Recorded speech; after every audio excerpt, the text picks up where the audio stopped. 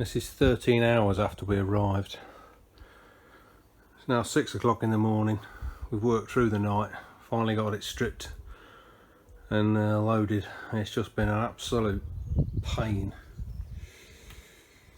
It's all in there. The sun's up. So we've got a 5-hour drive back now. Probably about back for lunchtime, which will be breakfast time for us, and we didn't have a meal last night, so yeah, it's been a bit of a toughie. This is Friday morning. Drove down to have a look at this lathe. Seems an age ago, beginning of the week, Tuesday. Brought it back, unloaded it Wednesday. Shifted the old shaper out, that's gone. So I've now got to get all of this lot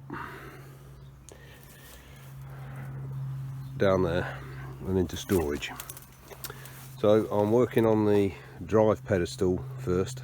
That's got a 3 horsepower motor in the rear end of it.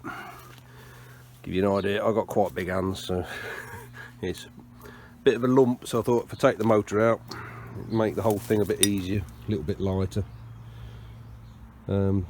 So I've got to take off the front plate of this, which is held on with just some slot screws. Take that off, and then I can get at the front 2 foot mounted bolts. I've already done the back 2, and then slide the motor out. And I think the motor is a 2-speed, so it'll be interesting to see the plate, get an idea of date of manufacture as well. So that's got it out. Probably wants a bit of grease in them bearings.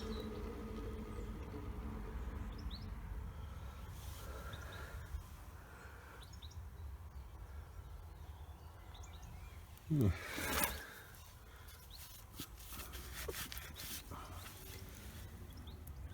that's going to take a bit of cleaning. Anyway, I'll bring you back when I've cleaned off the plate and we've take a look at it.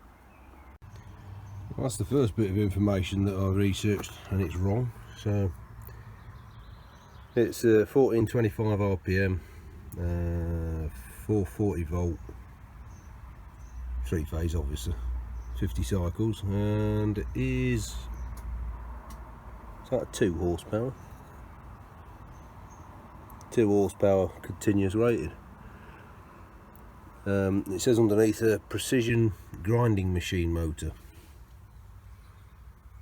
Of course, the Holbrook lathes were tool room lathes, and some of the accessories included some relieving grinding equipment and the likes. Yeah. So that makes wiring it up a bit simpler. Anyway, got to now get the hoist and bring it to where I am, down here. So the basic procedure is we have a rickety tower of death set up over the hole. Hoist goes in underneath, slide a board onto the top, slide the workpiece across, pick it up, dismantle the rickety tower of death down onto the deck, and then bar it around or skate it around the slightly overly rough tiles or flags.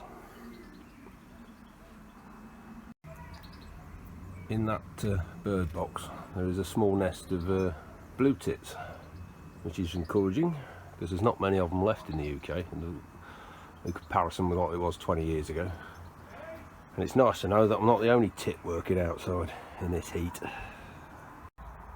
I've got the 2 heaviest pieces down. That's took a couple of hours a piece.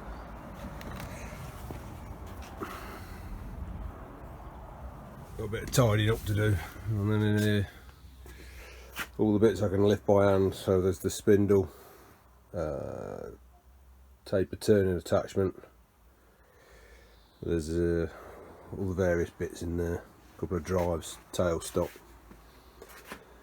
and then my tools all spread around, which I've now got to tidy up. And then I've got to shift those 2 out of the way, so it's going to sit between the 14-inch shaper and the end of the Boxford but to do the renovation, I'm going to try and sit it down the middle so I can get round it all.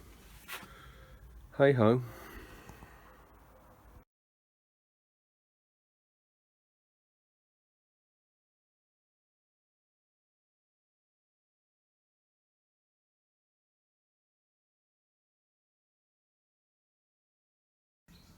This should be the last lift, with the exception of the drip chip tray. This is a partially disassembled headstock with a clutch on the end of it and running gears. I can just about slide it on my own, and yeah, only way I can move it now is with the hoist.